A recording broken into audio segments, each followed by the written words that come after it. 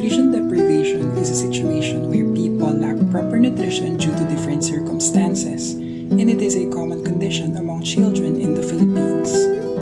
Various studies show that people, especially children, who suffer from malnutrition can face a long list of devastating side effects that may last a lifetime if not paid with right attention.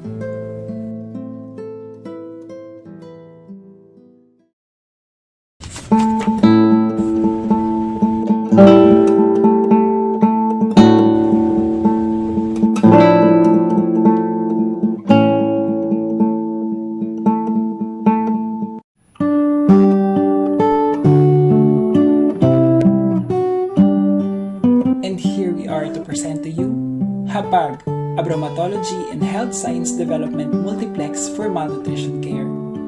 This focuses on contributing to the fight against the ever-worsening nutritional situation here in the Philippines.